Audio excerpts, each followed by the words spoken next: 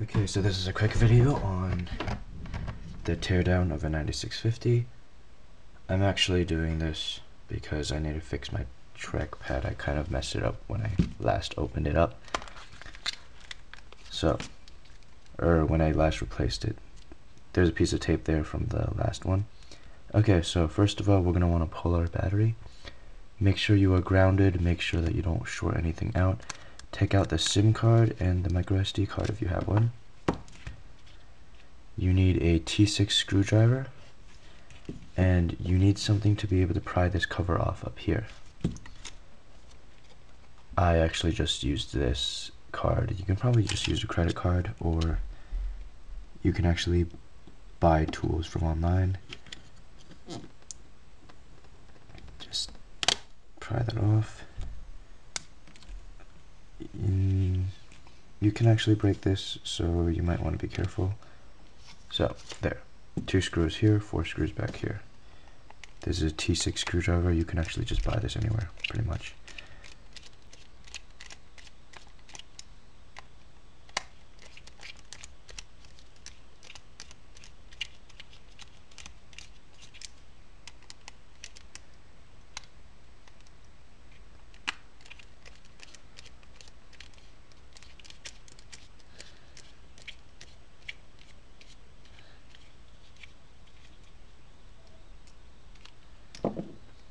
Okay, so now I got all the screws out. First thing you want to do is just slightly pull this up. You'll notice that the back carbon feeling thing is connected by this headphone jack.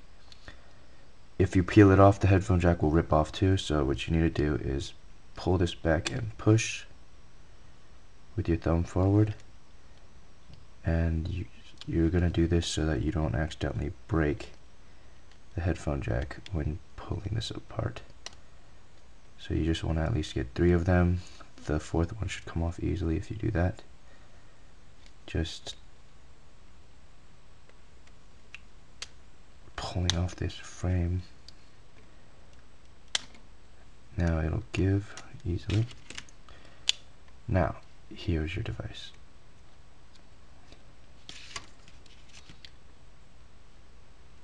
Here's the actual device. What I'm going to want to do is take off this. Now, first you want to take off this ribbon cable right here. I think it just connects the entire phone together. Then pull off these 2 antennae. One is Wi-Fi and one is your actual cellular radio. So you might want to not break these. In fact, you might not want to break anything in here. Pull this up.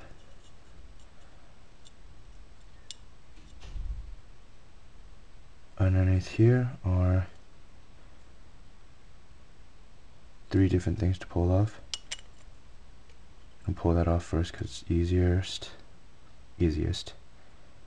You're going to pull your trackpad off, and then you're going to pull the screen off. Be careful when pulling these, you guys. You don't want to break anything. Now, taking out the trackpad, there are small prongs here, and you just pull it. You just push it in, and it should pop right out. You can see my trackpad starting to give. There's 2 of them on that side. I don't know why I chose that side. And then your trackpad should give. My mission here, to pull out this piece of tape. And when I put it back on, I need to make sure it's even. The reason why that piece of tape was there was because I believe I got one of the first generations. Trackpad was very crooked. I had to put something in there to make it better. This generation's trackpad seemed to have no problem. Well,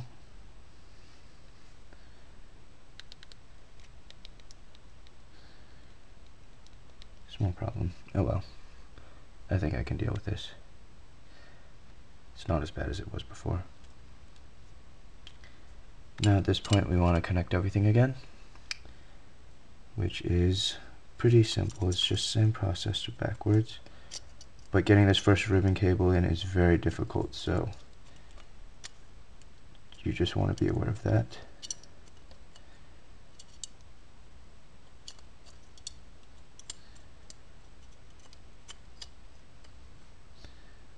Keep in mind that as I'm doing this, there's a pole obstructing my view, holding up the camera.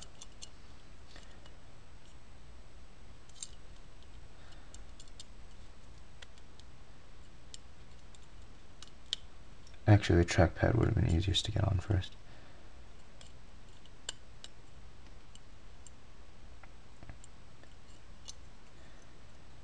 Just make sure everything is on nicely. Don't break that.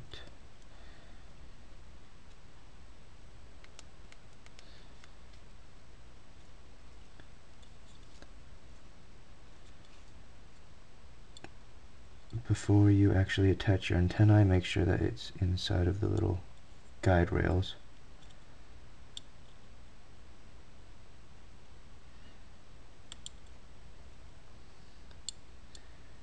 I mean, there has to be a reason for those guide rails.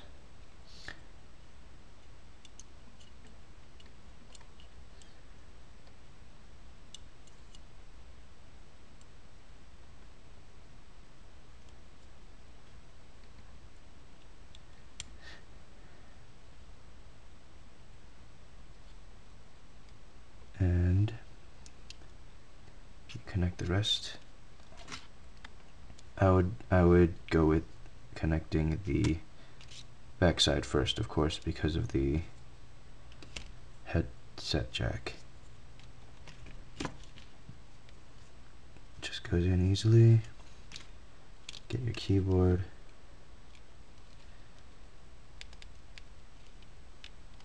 Slide that on top. Now, sorry about that. You slide this on top. There's actually small things up there that you want to actually grab with your casing. Housing, of course, not casing.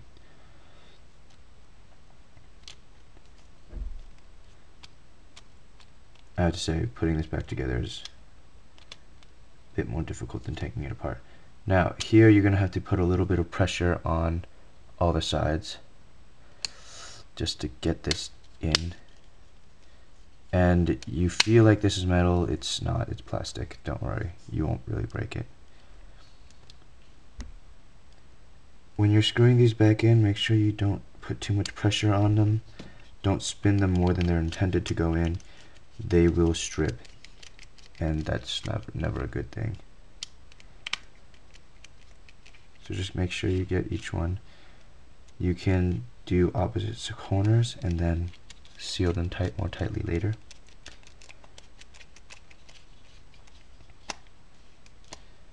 And honestly, if they're in, don't worry about them falling out. It's gonna be under your case or your housing, so it shouldn't really be a problem.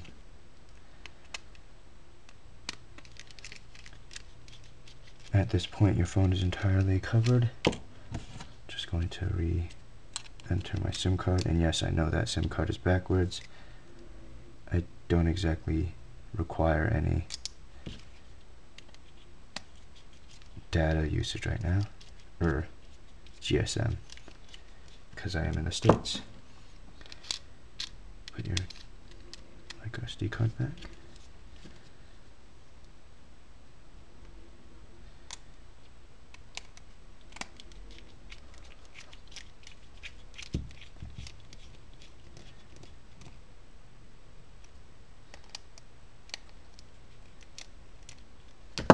Put the battery back in real quick. Now, if you did do something wrong, then you're going to get a message when the phone starts up, and it's going to say something about an input error, which will mean your keyboard isn't in or your trackpad isn't in. If you want to be able to tell early, just hold it up and you can see that if the lights turn on, the trackpad is working. Or if the light turns on, then the keyboard is working. If you put it close and you see the lights turn on your trackpad, which I can't see on this auto zooming camera,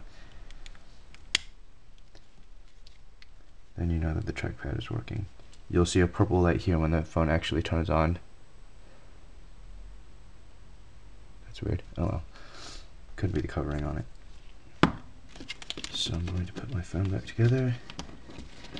And I am running on a CDO battery and using it with my OtterBox commuter case. I have another video on that somewhere else on my channel.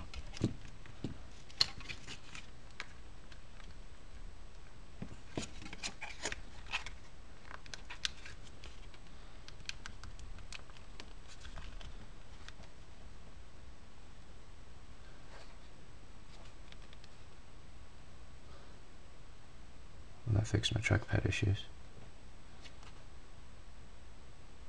It is slightly raised on one side though. That is how you can fix your phone